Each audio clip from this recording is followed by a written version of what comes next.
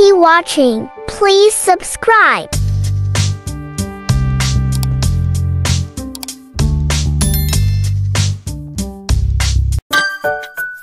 Mothman, misteri di balik bayangan.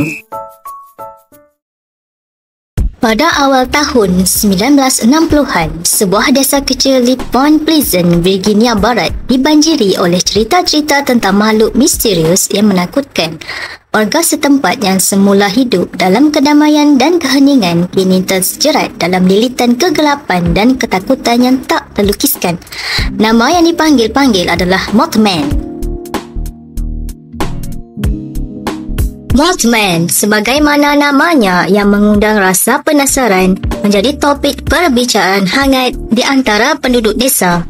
Kisah tentang penampakannya yang misterius menyebar dengan cepat, seperti api yang melahap hutan di malam yang gelap. Mereka yang berani mengklaim telah melihatnya menggambarkan Mothman sebagai makhluk setinggi manusia, tetapi dengan sayap yang menjulang serta mata yang berkilauan dalam kegelapan seperti mata burung hantu yang penuh misteri. Namun, apa yang membuat Mothman berbeza dari makhluk lainnya adalah kisah yang menyertainya. Dia sering dikaitkan dengan peringatan bencana yang akan datang.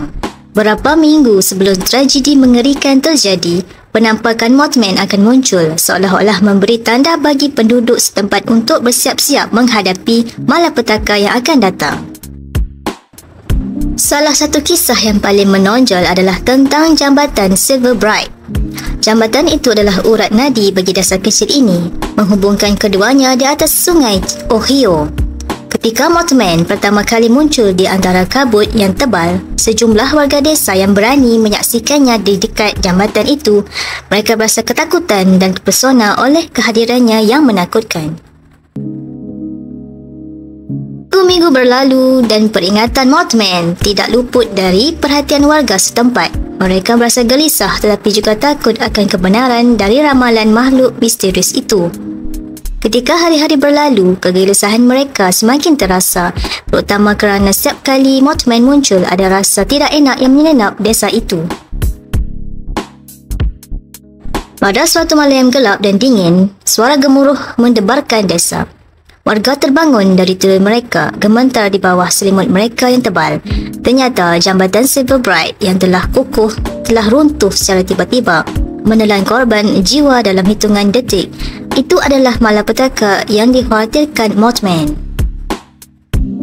Setelah tragedi itu, cerita tentang Mothman semakin berkembang pesat. Teori konspirasi mulai muncul menyebutkan bahawa Mothman adalah entitas gaib yang datang untuk memberi peringatan kepada manusia tentang bencana yang akan datang. Orang-orang berdebat tentang sifat sebenarnya dari makhluk itu. Apakah dia pembawa keberuntungan atau malapetaka? Seiring waktu berlalu, Mothman menjadi mitos membingungkan dan menakutkan. Orang-orang datang dari berbagai tempat untuk mencari tahu kebenaran di balik cerita-cerita tersebut. Para peneliti paranormal, pencerita misteri dan bahkan penulis buku berbondong-bondong ke desa kecil itu mencari jejak makhluk misterius itu. Namun, meskipun investigasi berlanjut, keberadaan Mothman tetap menjadi misteri. Apakah dia hanya sekadar imajinasi yang liar dan fikiran manusia yang ketakutan, ataukah ada lebih banyak lagi di balik cerita-cerita itu? Pertanyaan-pertanyaan ini menggantung di udara seperti kabut yang tebal, tidak pernah mendapat jawapan yang pasti. Namun, meskipun tak ada kepastian tentang kebenaran di balik Mothman, cerita tentang makhluk itu tetap menjadi bahagian tak terpisahkan dari sejarah desa kecil Point Pleasant, Virginia Barat.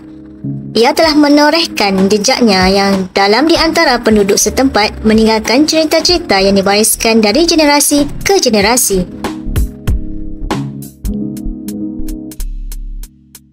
Seiring waktu, Mothman mungkin akan terus menjadi misteri yang tak terpecahkan, tetapi apapun itu, keberadaannya akan selalu menjadi pengingat bagi manusia akan ketidakpastian alam semesta yang luas.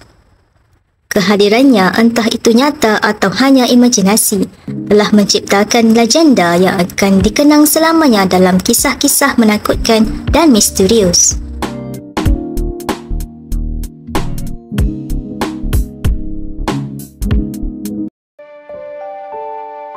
The end. Please subscribe.